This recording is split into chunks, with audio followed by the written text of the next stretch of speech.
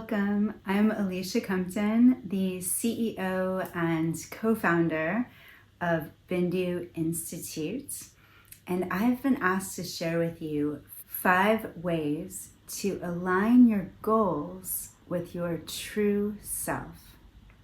For me, staying in alignment is less about hitting a target or a goal and more about staying in relationship with my purpose, my values, and my inner truth.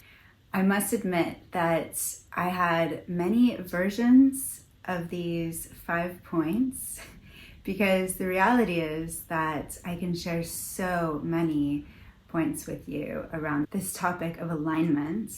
But in the end, I landed on these 5 because they've been what I've personally worked through or are still working on, and they feel what is most true and alive for me right now.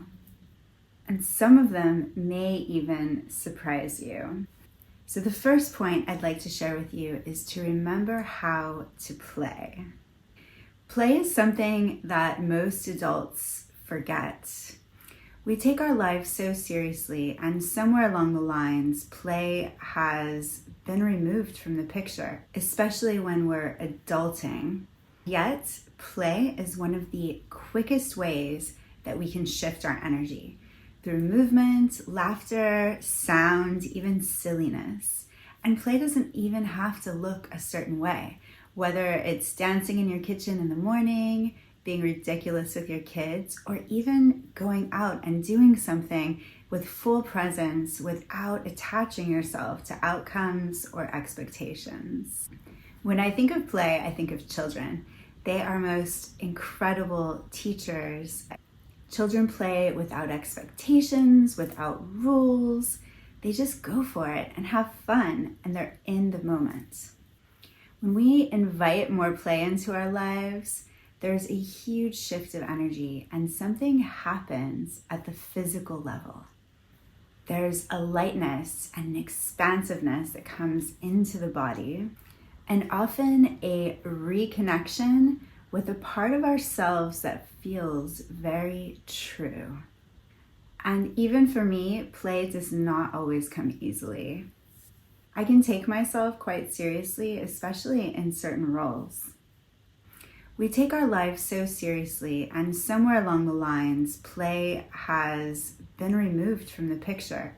Sometimes it takes real awareness to notice when play is being invited and to open the door to that possibility. I often think of the time when my children were trying to tickle me, and for some reason, I had this idea in my mind that I didn't want to be engaging in this tickle play.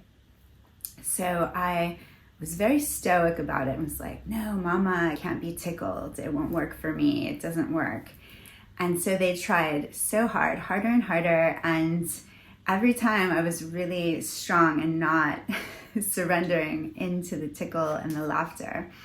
And then one day they finally cracked me and I was bursting out laughing, and they thought that it was so funny that we all ended up in this contagious pool of laughter. And it was such a joyful experience being with them in that moment, laughing so hard that I was crying.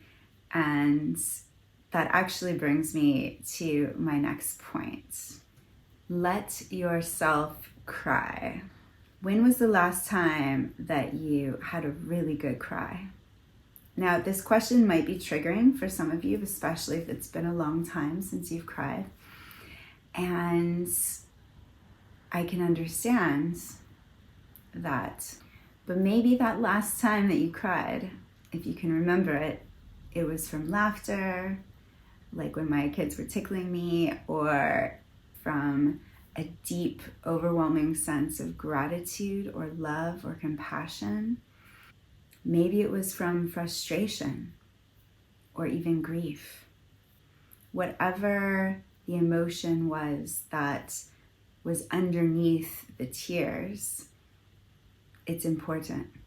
Tears can be an incredibly powerful release.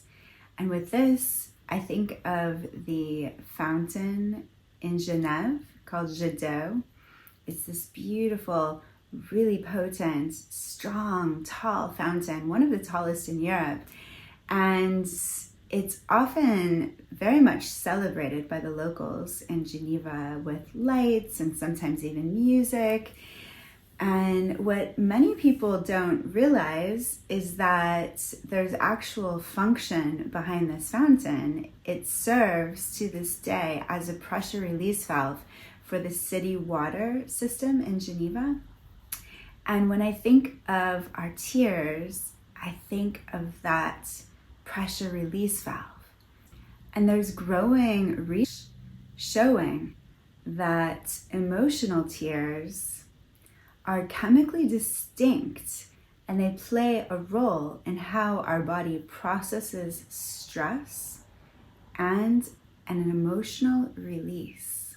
For me, crying after a long period absolutely feels like that, like a pressure release valve opening. I remember a time in my life when I hadn't cried in over 3 years. And for me, that was a really long time. And I hadn't realized it actually until I was asked the question, when was the last time you cried? And when I began contemplating, I realized how long it was. And when the tears finally did come, they brought me to my knees, because the release that I experienced in that moment after having over 3 years of emotions being stored inside of me was so profound. It was overwhelming, and it was also really beautiful. So now when I feel the emotions and the tears kind of percolating up, rising up to the surface, I invite them in and let them move through me. So the next thing that I'd like to point out is around our energy body. And this point is to keep your energy level on the side of full or even overflowing. So this is something that I share with my clients all of the time, because I see so many people, especially mothers, who are giving from a place of depletion.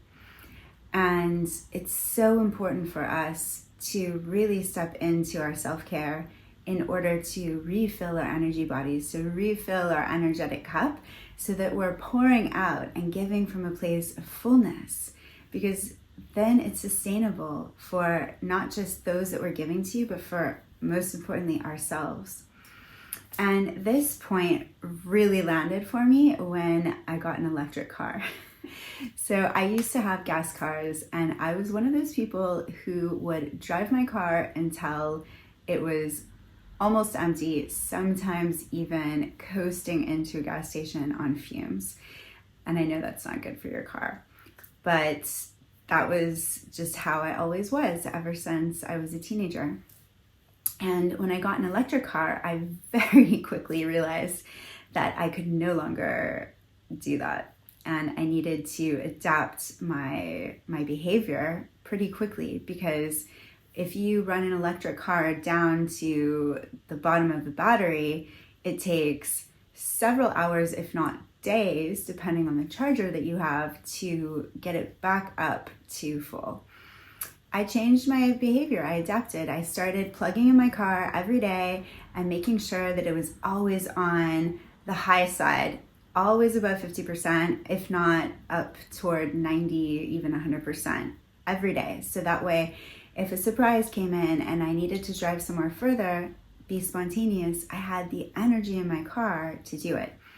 And I realized one day that that electric car analogy is exactly the way that I work with my energy body, that I am working daily using my tools like yoga, meditation, contemplation, breath work to refill my energy body, so that way I'm giving from a place of fullness. So it's what I'd been trying to share, and get my clients to understand for so long. And when the electric car came, it just really clicked for me that, yeah, we treat our cars in a certain way, but yet we often neglect our self-care and our bodies. And I know personally that my energy works the same way. If I run my energy body down to empty, I get depleted and it takes days to recover. Sometimes my immune system gets so bad that I actually fall ill, and then I'm forced to take those days off to recover. But when I tend to my energy daily, even in small little ways, ensure that I'm operating from an overflow. And from that place, everything works better. How I show up for my work, how I show up for my family, and how I show up for my community. The fourth point that I would like to share with you today is something more geared toward the ladies. However, this is also something that is really useful information for everyone, especially those in leadership roles. And this is, remember your menarche to reclaim your feminine power. So menarche is a woman's first bleed, first menstruation, first cycle.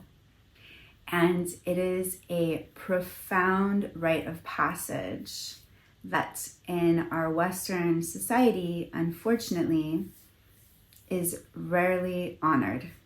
For many of us, it's something to hide, to get over with, to pretend like it's not there, rather than recognizing that it is a beautiful transition into a phase of awareness and power. That early relationship often shapes how we connect to our bodies and our cycles for decades to come. So something that I find so fascinating is that the woman's body hormonally cycles in 28 days, whereas a man's body hormonally is a 24-hour cycle. And these are very different. When women are supported in working with their cyclical energy, rather than forcing themselves into a linear model, we can unlock creativity, insights, and higher sustainability. And this matters so much in leadership.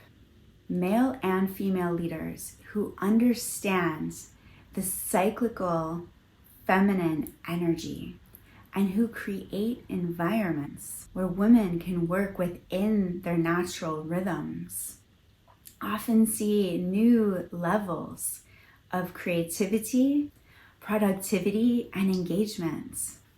It's not about elevating one over the other. It's about understanding the differences and working with biology as opposed to against it.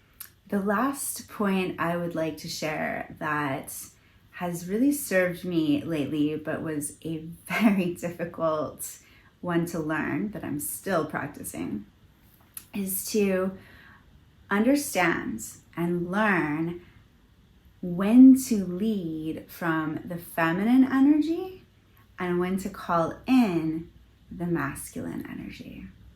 So the masculine energy is typically active, focused, linear, pragmatic, productive energy, and it is incredibly useful. But when it runs unchecked, at least for me, it can bulldoze everything. And for me, that meant tunnel vision, pushing past my limits. And often this came at a cost to either my health or my family. The feminine energy is typically more intuitive, more expansive, more receptive, and cyclical.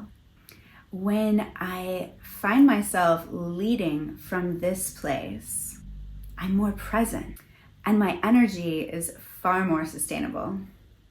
And from this place of leading from the feminine, I can call upon the masculine when I need it. It becomes a strategic tool that I use with intention when I need structure or discipline and execution, rather than letting it drive the entire system and dominate. So learning to discern when and where to lead from which of the energies that I have available to me has been a total shift, has been a complete shift in the way that I work, the way that I lead, how I parent, and how I show up in the world. It's definitely an ongoing practice and not something that I've been able to master once, but something that I continue to work on time and time again. And all of these points that I've shared with you today are just that. They're not rules, they're not a formula or something that you have to really live by to the word. It's something to take in, practice, and eventually embody. These are practices for me that I return to again and again.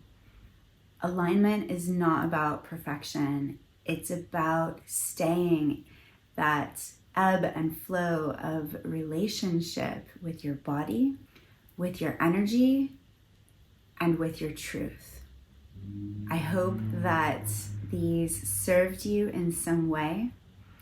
I strive to embody these principles and bring them in BINDU Institute through my role as CEO and co-founder, through all of our trainings, our retreats, our master's degree that's launching in September. So if you are curious to learn more about how to continue your path, your journey of embodiment through these practices and others, I invite you to find us on binduinstitute.org. I look forward to connecting with you.